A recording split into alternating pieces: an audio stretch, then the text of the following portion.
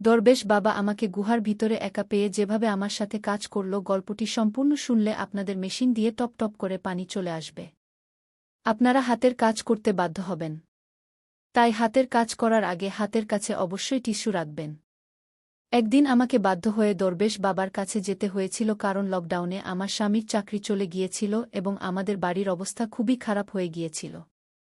আমার বন্ধু আমাকে বলেছিল যে দরবেশ বাবার কাছে মাথা নত করলে সব সমস্যার সমাধান হয়ে যায়। পরে একদিন আমি দরবেশ বাবার কাছে চলে গেলাম। সেই বাবা পূজার অজুহাতে আমাকে তার গুহার ভিতরে নিয়ে গেল। সেখানে আমার এবং বাবার ছাড়া অন্য কেউ ছিল না। কিছুক্ষণ পরে বাবা গুহার দরজা বন্ধ করে দিলেন। গুহার ভিতরে খুব অন্ধকার ছিল। তারপর হঠাৎ আমার নজর বাবার কালো রঙের সাপের উপর পড়ল। সাপটি দেখে আমি ভয় পেয়ে গেলাম এবং বাঁচার জন্য হাত পা নাড়াতে শুরু করলাম। কিন্তু আমি নিজেকে বাঁচাতে পারলাম না। তারপর বাবাও আমার একা থাকার সুযোগ নিলেন এবং আমার সাথে এমন কিছু ঘটল যে বন্ধুরা, আমার নাম ফারজানা এবং আমার বয়স ২৬ বছর। আমি একজন বিবাহিত মহিলা। আমার পরিবারে আমার স্বামী রাহুল এবং আমার ২ মেয়ে আছে। আমাদের বিয়ে হয়েছিল আয়োজিত বিবাহ। আমাদের বিয়ের ১৫ বছর হয়ে গেছে। এই সময় আমাদের ২ মেয়ে হয়েছে। বড়টির নাম আমরা অনেক ভালোবেসে রোশনী এবং ছোটটির নাম কাজল রেখেছি। আমার স্বামী একটি মধ্যবিত্ত পরিবার থেকে এসেছেন। তিনি একটি বেসরকারি সংস্থায় চাকরি করতেন। কিন্তু সংস্থাটির লকডাউনের সময় তার চাকরি চলে যায়। তারপর আমরা পাঞ্জাব থেকে দিল্লি স্থানান্তর হয়ে গেলাম এবং কাজের সন্ধান করতে লাগলাম। আমার স্বামীকে কোনো কাজই মিলছিল না। তিনি বিভিন্ন অফিসে মুখোমুখি সাক্ষাৎকার দিতে যেতেন। কিন্তু তবুও তার চাকরি হচ্ছিল না। এই কারণে আমাদের বাড়িতে প্রায়ই টাকা নিয়ে ঝগড়া হতে শুরু করল। এখন বাড়ি তো টাকাতেই চলে। সাধারণ মানুষের চাহিদা কখনো শেষ হয় না। সীমিত টাকা থাকার কারণে আমরা খুব বেশি মানসিক চাপ থাকতে শুরু করেছিলাম। আমাদের দুজনের মধ্যে এখন আরও বেশি ঝগড়া হতে শুরু করেছিল। আমি খুবই বিপর্যস্ত হয়ে পড়েছিলাম। তারপর একদিন আমি আমার বন্ধুকে এই সব কথা বললাম এবং সে আমাকে বলল যে একজন বাবা আছেন যিনি দরবেশ বাবা নামে বিখ্যাত। বলা হয় যে তার কাছে গেলে সকলের সমস্যার সমাধান হয়ে যায়। দূরদূরান্ত থেকে মানুষ তার কাছে মাথা নত করতে আসে। সেই বাবাকে মানুষ অনেক বড় মর্যাদা দিয়েছে। বলা হয় যে সেই বাবা মনের শক্তি দেন এবং মানুষের দুঃখকষ্ট দূর করেন। আমি আমার স্বামীকে এই সব কথা বললাম। আমার স্বামী এই সব কথায় বিশ্বাস করতেন না।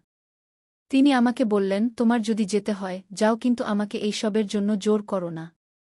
আমি ইতিমধ্যেই খুব বিপর্যস্ত গিয়ে আমি ভাবলাম যে আমি আমার স্বামীকে বাবার কাছে যেতে বেশি জোর না করাই ভালো। যদি তিনি আমাকে যেতে বারণ করে দেন। পরে আমি একাই চলে যাওয়ার সিদ্ধান্ত নিলাম, কারণ আমার স্বামী আমাকে যাওয়ার অনুমতি দিয়েছিলেন। আমাদের বাড়ির অবস্থা খুবই খারাপ হয়ে গিয়েছিল। তাই আমি বাধ্য হয়ে দরবেশ বাবার কাছে যাওয়ার পুরো প্রস্তুতি নিলাম। আমি ভাবছিলাম যে হয়তো তার কাছে আমাদের সমস্যার সমাধান আছে। পরের দিন আমি গোসল করে একটি ভালো শাড়ি পরে বাবার আশ্রমে চলে গেলাম। বাবা দেখতে ৮৫ থেকে ৫০ বছর বয়সের মনে হচ্ছিল। তার চারপাশে ভক্তরা বসেছিল। তার ২ পাশে ২টি মেয়ে প্রায় ২৫ বছর বয়সের, সাদা শাড়ি পরা দাঁড়িয়েছিল।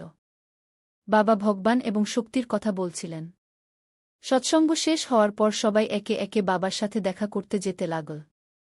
যখন আমি তার কাছে পৌঁছালাম, তিনি হাসলেন এবং আমাকে আশীর্বাদ দিলেন এবং বলতে লাগলেন, মা, তোমার কপালের রেখা দেখে মনে হচ্ছে তুমি গভীর কষ্টে আছ।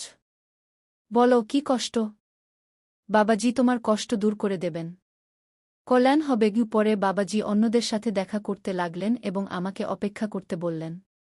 আমি পাশে বসে অপেক্ষা করছিলাম। সবাই চলে যাওয়ার পর বাবাজি আমাকে ডাক পাঠালেন, তখন আমি তার কাছে গেলাম। বাবাজির সাথে তার ২ জন সেবিকাও ছিলেন যারা সাদা শাড়ি পরেছিলেন। একজন শিষ্যও ছিলেন যিনি ধুতি পরেছিলেন। বাবাজি আমাকে তার সামনে বসালেন এবং পূজা শুরু করলেন। তার সেবিকা পিছনে দীপ নিয়ে দাঁড়িয়েছিল। বাবাজির চোখ বন্ধ ছিল এবং তিনি তার ঠোঁট নাড়াচ্ছিলেন। মনে হচ্ছিল যেন তিনি মনে মনে কোনো মন্ত্র জপ করছেন। তারপর বাবাজি চোখ খুললেন এবং আমাকে গম্ভীরভাবে দেখে বললেন, যার ভয় ছিল তাই হয়েছে মেয়ে, তোমার জন্মপত্রিকায় দোষ আছে, যার কারণে তোমার পরিবারের উন্নতিতে বাধা আসছে। এর জন্য তোমাকে পূজা করাতে হবে, এর চিকিৎসা করতে হবে। বাবাজির কথা শুনে আমি একটু ঘাবড়ে গেলাম। আমি বাবাজিকে বললাম, বাবাজি, আমি খুবই সমস্যার মধ্যে দিয়ে যাচ্ছি। আপনি কোনো পূজা বা উপায় বলুন। আমি কোনো পূজা করাতে রাজি আছি। পূজায় যত খরচ হবে আপনি আমাকে বলে দিন। আমরা খুবই বিপদে আছি। তাই আমি আপনার কাছে এসেছি। তখন বাবাজি বললেন, কাল তুমি স্নান করে নতুন কাপড় পরে সিঁদুর ছাড়া এবং মঙ্গলসূত্র ছাড়া আশ্রমে চলে আসবে। আমরা কাল থেকে পূজা শুরু করব। মনে রাখবে এই পূজার কথা কাউকে বলো না, না হলে বিঘ্ন ঘটবে। আর বাড়িতেও কাউকে কিছু বলো না যে আমি কোথায় যাচ্ছি। হয়তো আমি বলে দিতাম যে আমি কোথায় যাচ্ছি, তাহলে ভালো হতো। কিন্তু বাবাজি বলেছিলেন যে পূজায় বিঘ্ন ঘটবে। তাই আমি কাউকে কিছু বলিনি। পরে আমি সেখান থেকে বের হয়ে বাড়ি চলে এলাম। সারারাত আমি ঘুমাতে পারিনি। আমি ভাবছিলাম যে আমার কুণ্ডলিতে দোষ আছে। আমার কারণে পুরো বাড়িতে মুসিবত এসেছে এবং এখন আমি এটা ঠিক করব। পরের দিন সকালে আমি আমার স্বামীকে নাস্তা করিয়ে এবং বাচ্চাদের স্কুলে ছেড়ে দিয়ে বাড়ি ফিরে এলাম। আমার স্বামীও নাস্তা করে অফিসে চলে গিয়েছিলেন। আমি বাড়ির সব কাজ শেষ করে তারপর স্নান করতে গেলাম। আমি ভালো করে স্নান করে একটি হলুদ রঙের শাড়ি পরলাম এবং পরে সিঁদুর ছাড়া এবং মঙ্গলসূত্র ছাড়া বাবাজির আশ্রমে চলে গেলাম। আজ আশ্রমে কেউ ছিল না। আমি দেখে ঘাবড়ে গেলাম যে আজ আশ্রম একদম খালি কেন। আমি একা সেখানে ভয় পেতে লাগলাম। আমি একজন শিষ্যকে জিজ্ঞাসা করলাম যে আজ আশ্রম খালি কেন। তখন সেই শিষ্য আমাকে বলল যে গুরুজির শিষ্যদের সবাইকে ফোন করে জানিয়ে দিয়েছে যে আজ আশ্রমে একটি বিশেষ পূজা আছে, যার কারণে বাবাজি আজ কাউকে দেখবেন না। আমি সেখানে পৌঁছলে বাবাজির সেবিকারা বলল যে বাবাজি গুহার ভিতরে আছেন এবং তিনি তোমারই অপেক্ষা করছেন। সে আমাকে বলছিল, তুমি খুবই ভাগ্যবতী যে তোমাকে বাবাজির কাছে গুহার ভিতরে যাওয়ার সুযোগ মিলেছে, কারণ বাবাজি গুহার ভিতরে সবাইকে ডাকেন না। তারপর সে আমাকে গুহার ভিতরে যাওয়ার পথ দেখাল। সে আমাকে গুহার ভিতরের একটি কক্ষে নিয়ে গেল। সেখানে একটি বিছানা ছিল এবং সেই বিছানার সামনের জায়গায় বাবাজি একটি যজ্ঞের বেদি তৈরি করেছিলেন। আমি ভাবলাম যে এখানেই বাবাজি যজ্ঞ করেন এবং পরে রাতে ঘুমান। আমার ভাবনা থামিয়ে দিয়ে তার একজন শিষ্যা বলল, তুমি একদম সঠিক জায়গায় এসেছ। বাবাজি তোমার সব ইচ্ছা পূরণ করে দেবেন। তার কাছে বিশাল শক্তি আছে। তুমি বাবাজির সাথে এখানেই বসো। আমরা বাইরে যাচ্ছি। তুমি কি কাউকে বলনি যে তুমি এখানে এসেছ? আমি মাথা নেড়ে না জানালাম। বাবাজি আমাকে বসতে বললেন। আমি আর বাবাজি সেখানেই মেঝেতে বসে গেলাম। বাবাজি মন্ত্র পড়ে আগুনে ঘি ঢালছিলেন। তিনি মন্ত্র উচ্চারণ করতে থাকলেন। তারপর একজন সেবিকা বাইরে থেকে দুধের গ্লাস নিয়ে ভিতরে এল। বাবা কিছুটা দুধ আগুনে ঢাললেন আর বাকি দুধ হাতে নিয়ে কিছু মন্ত্র বললেন। তারপর সেই দুধ আমাকে পান করতে দিলেন। বাবা বললেন, এটা পান করো। কিন্তু আমার ভয় হচ্ছিল যে কিছু ভুল না হয়ে যায়, কারণ এখানে আর কেউ ছিল না। আমি ভয় পাচ্ছিলাম, কিন্তু ভয়ে ভয়ে দুধের গ্লাস হাতে নিলাম এবং একবারেই সব দুধ পান করে ফেললাম। দুধ পান করার পর আমার কিছুটা অদ্ভুত লাগতে শুরু করল। হঠাৎ করেই আমার মাথা ঘুরতে লাগল। আমার চোখের সামনে অন্ধকার নেমে এল। আমি অচেতন হয়ে যাচ্ছিলাম। আমি মেঝেতেই পড়ে গেলাম। আমার মনে হল হয়তো দুর্বলতার কারণে আমার মাথা ঘুরছে। প্রথমে আমি কিছুই বুঝতে পারছিলাম না। কিছুক্ষণ পর যখন আমার অল্প জ্ঞান ফিরল, তখন আমি বুঝতে শুরু করলাম আমার সাথে কি কি ঘটছে। কিন্তু আমি এর বিরোধিতা করতে পারছিলাম না, কারণ আমি পুরোপুরি সচেতন ছিলাম না। আমি অনুভব করছিলাম যে কয়েকজন মানুষ মিলে আমাকে তুলছে। তারপর তারা আমাকে বিছানায় শুইয়ে দিল। আমি চোখ খুলে সব দেখতে পাচ্ছিলাম, কিন্তু কিছু করতে পারছিলাম না। তারপর সেই বাবা তার শিষ্যদের বাইরে অপেক্ষা করতে বললেন। বাবা পূজা শুরু করলেন। আমি বাবার এই কাজ দেখে হতবাক হয়ে গেলাম। আমি ভাবতে লাগলাম, এটা কোন ধরনের পূজা? আমার স্বামী তো অনেক দিন থেকে আমাকে স্পর্শ করেনি, কারণ সে তার সমস্যায় জড়িয়েছিল। বাড়ির সমস্যা দেখে আমি নিজেই খুব বিপর্যস্ত ছিলাম। যদি আমি বিপর্যস্ত না হতাম, তবে কখনো এই ভণ্ড বাবার কাছে পূজা করাতে আসতাম না। বাবার কাছে আসার আগে আমি ভেবেছিলাম, যদি একটি পূজা করালে আমাদের বাড়িতে সুখসমৃদ্ধি আসে, তবে এতে ক্ষতি কি? কিন্তু আমি জানতাম না যে এখন বাবা আমার সাথে এমন আচরণ করবে। আমি অর্ধচেতন অবস্থায় বাবার দিকে তাকিয়েছিলাম। সে আমাকে বলতে লাগল, মেয়ে, একদম শান্ত হও আর পূজা করো। আমি তোমার সব সমস্যা দূর করে দেব। তোমার বাড়িকেও শুদ্ধ করতে হবে। কোনো দিন তোমার বাড়িতে গিয়ে বাড়িটাও শুদ্ধ করে দেব। কিন্তু এখন আমি ধীরে ধীরে বুঝতে পারছিলাম যে কিছু ভুল হচ্ছে। তারপর বাবা বলল, কেমন লাগছে মেয়ে? তোমার মনে যে কোনো সমস্যা আছে তা দূর করে দাও। তখন বাবা জোরে জোরে মন্ত্র উচ্চারণ করতে লাগলেন। সকালে যখন আমি বাড়ি থেকে বেরিয়েছিলাম, তখন আমি খুব খুশি ছিলাম যে পূজা হয়ে গেলে বাড়িতে কিছু বরকত আসবে। কিন্তু আমি একটি বড় ভুল করেছিলাম যে আমি কাউকে এখানে আসার কথা বলিনি। এখন যদি আমি বিরোধিতা করি, তবে এই বাবা আমাকে মেরে ফেলবে এবং কেউ কিছু জানতেও পারবে না। আমি সেখান থেকে পালাতে চাইছিলাম, কিন্তু নেশার কারণে আমি কিছুই করতে পারছিলাম না। এখন আমি বুঝতে পারছিলাম যে আমি কোথায় এসে কত বড় ভুল করে ফেলেছি। এখানে তো কিছু ভুল কাজ হয়। বাবা তো মানুষের বিশ্বাস নিয়ে খেলা করে। আমার মাথায় অনেক প্রশ্ন ঘুরছিল যে আমি এখানে আসার ভুল কেন করলাম।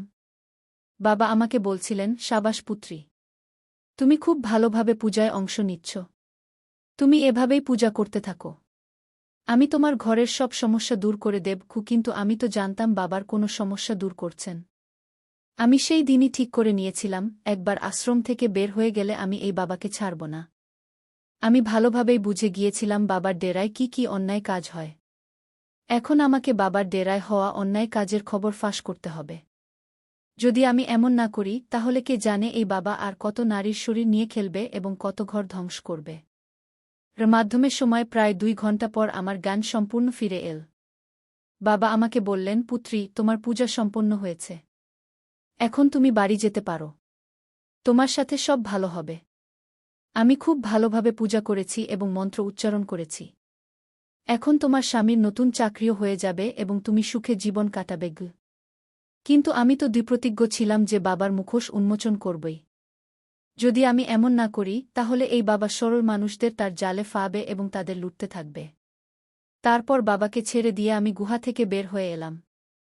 আশ্রম থেকে বের হওয়ার পর আমি অনেক ভেবেচিন্তে সরাসরি পুলিশ স্টেশনে চলে গেলাম। পুলিশ স্টেশনে গিয়ে আমি বাবার বিরুদ্ধে অভিযোগ লিখিয়ে দিলাম। বাবা আমার সাথে যা যা করেছিলেন, আমি সবকিছু সেখানে বলে দিলাম এবং পুলিশকে নিয়ে বাবার আশ্রমে পৌঁছে গেলাম। পুলিশ বাবাকে গ্রেফতার করল। আজ সেই বাবা জেলের ভেতর তার অপরাধের শাস্তি ভোগ করছে। যখন আমি সেই বাবার বিরুদ্ধে আওয়াজ তুললাম, তখন পরে আরও অনেক মেয়ে সামনে এল যাদের সাথে বাবা অন্যায় করেছিলেন। বাড়ি যাওয়ার পর আমি সাহস করে আমার স্বামীকে সবকিছু বললাম যা বাবা আমার সাথে করেছিলেন।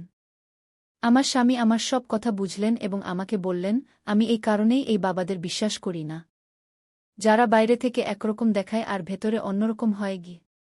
তিনি আমাকে বলছিলেন, যদি আমি তোমাকে সেই বাবার আশ্রমে যেতে বাধা দিতাম, তাহলে তোমার মনেও এই বাবাদের প্রতি বিশ্বাস থেকে যেত। আর তুমিই বা আমার বাধায় থামবে কেন? এখন আমার স্বামীর চাকরিও হয়ে গেছে। আমি যে বাবার বিরুদ্ধে অভিযোগ করেছিলাম, তাতে আমার স্বামী আমাকে পুরোপুরি সমর্থন দিয়েছিলেন এবং আদালত সেই বাবাকে যাবজ্জীবন কারাদণ্ড দিয়েছে। সে জেলের ভেতর তার অপরাধের শাস্তি ভোগ করছে। আমার প্রিয় বন্ধুরা, যদি তোমরা এমন আরও ইন্টারেস্টিং গল্প শুনতে চাও, তাহলে চ্যানেলটি সাবস্ক্রাইব করো এবং বেল নোটিফিকেশন অন করে রাখো। কমেন্ট বক্সে বলো আমার এই গল্পটি তোমাদের কেমন লাগল। কাল আবার এমনই আরেকটি ভিডিও নিয়ে দেখা হবে। ধন্যবাদ।